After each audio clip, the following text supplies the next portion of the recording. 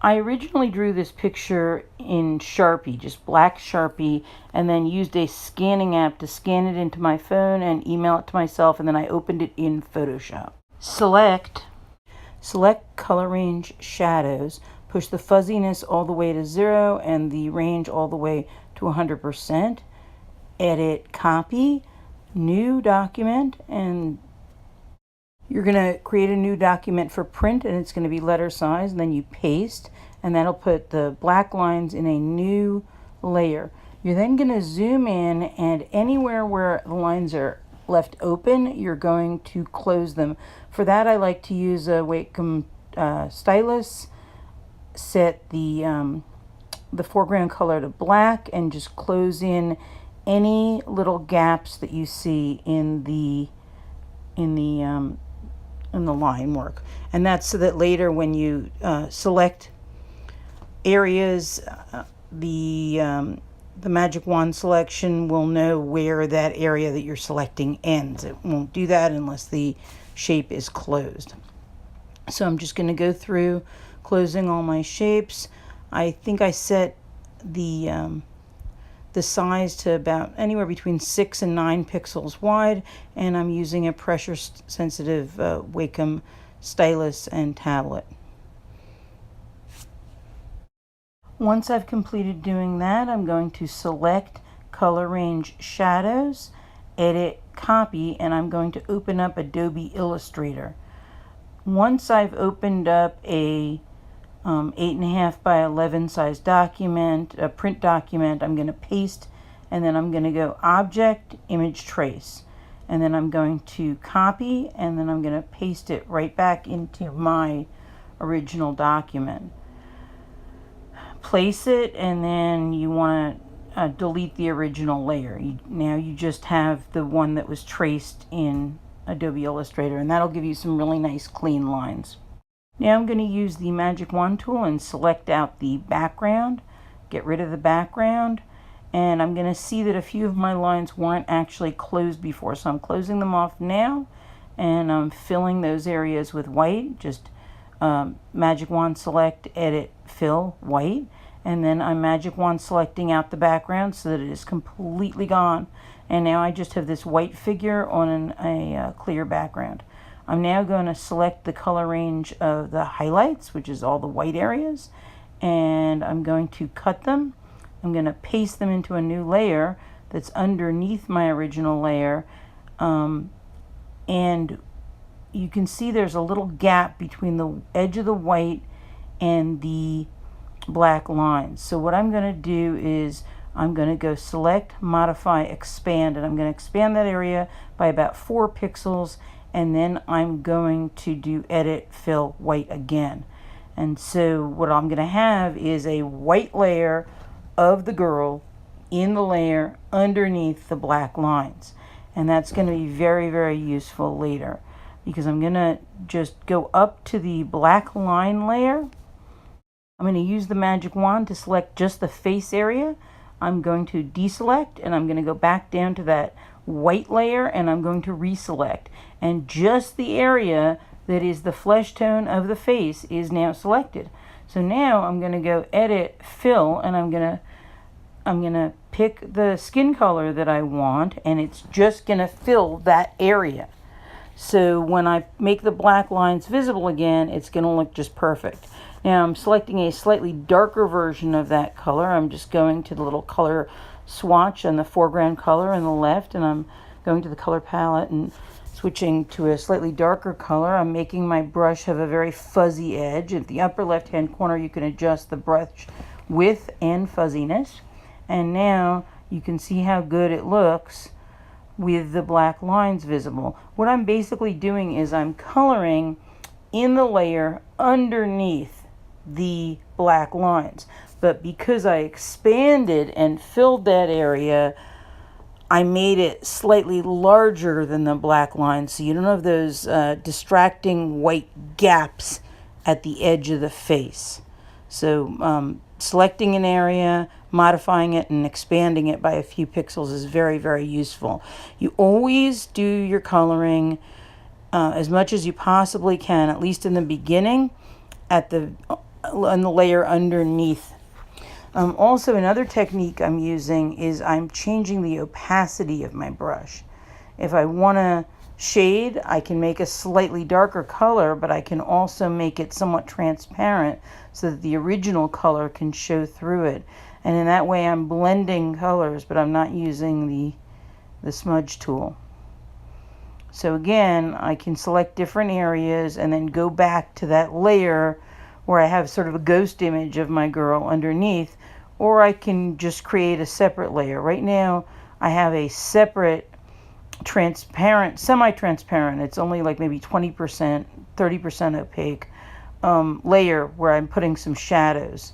And you can see that it sort of visually blends with the layer underneath it, and it creates a very nice three-dimensional modeling effect. If you want to replicate a color that you've already used, you just go to the foreground color swatch and a little eyedropper will appear, and you can pick up the color from anywhere in your artwork. I'm going to now be working on the lips, and I actually decided to make a semi-transparent layer on top of the mouth that I originally drew. That ended up working the best. So I lowered it to maybe 20% transparency and put almost like a translucent lip gloss on her.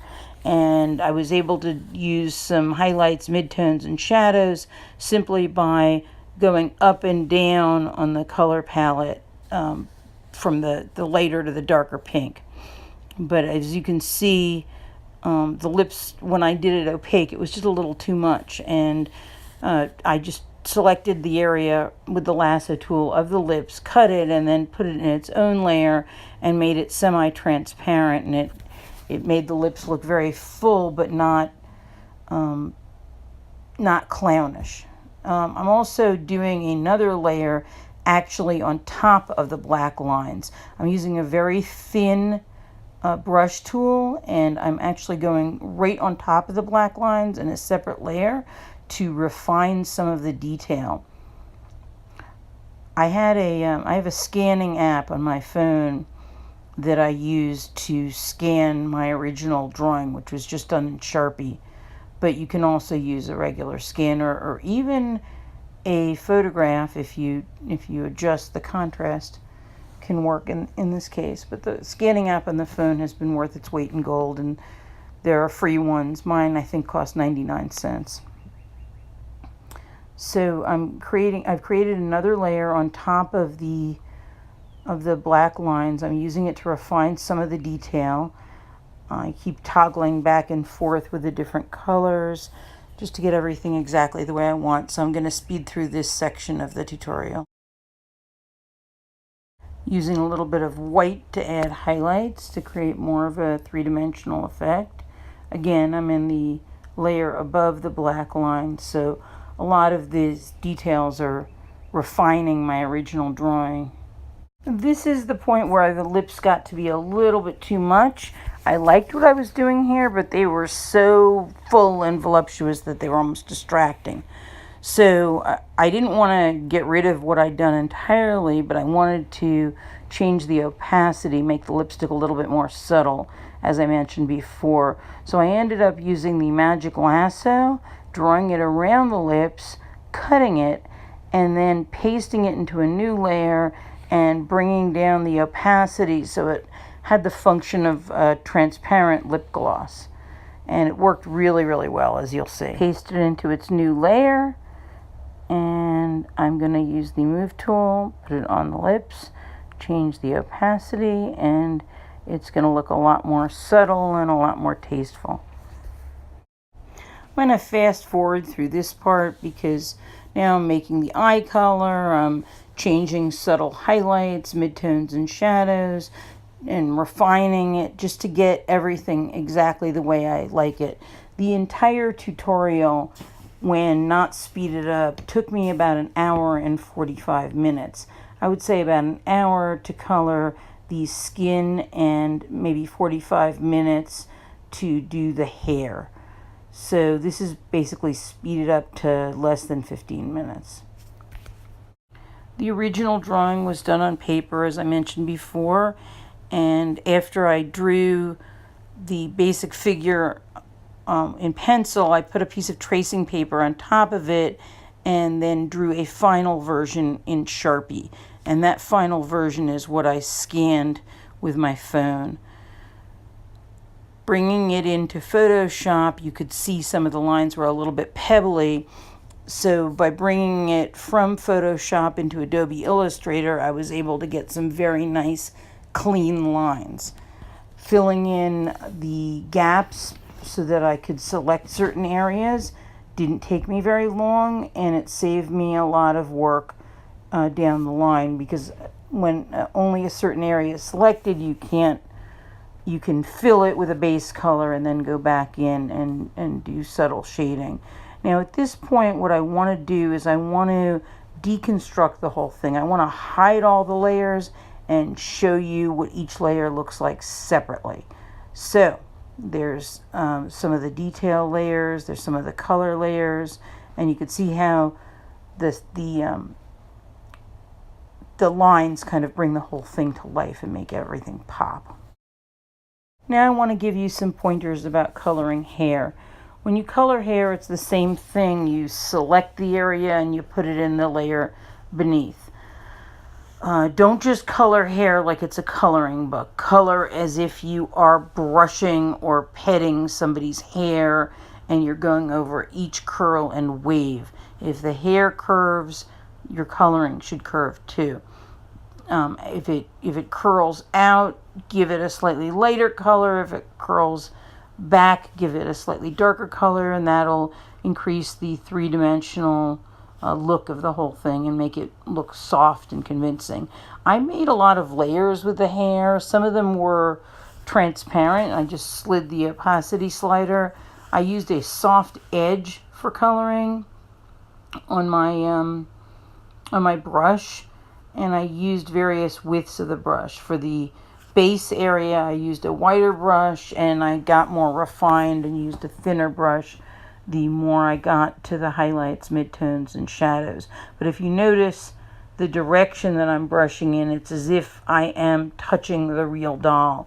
The other thing you might have noticed is that none of the colorations in this doll have anything to do with the actual real doll that I was using. The original doll was Caucasian and had black hair. This doll that I'm drawing now has blonde highlights and much darker skin. So this is an area where you can take some creative license to create your own character and make it the way you want. You're basically just using the doll as a reference, a jumping off point for your own creations. If you look at the right hand side and you see my layer menu, you'll see that I'm putting the various colors and highlights and shadows in different layers. This gives me a lot of control because I can change the opacity and overlay a semi-transparent or translucent layer over a more opaque layer and give the hair some depth. That's what I'm going for. I was able to buy all these dolls at thrift stores. Most of them were under $1 each. Some of them were just a few bucks. I bought Monster High dolls, Bratz dolls, and any other sort of doll that had articulated elbows, shoulders, knees, etc. At this point in the hair tutorial, I want to separate out the various layers and show you how each one looks and how the layers work together.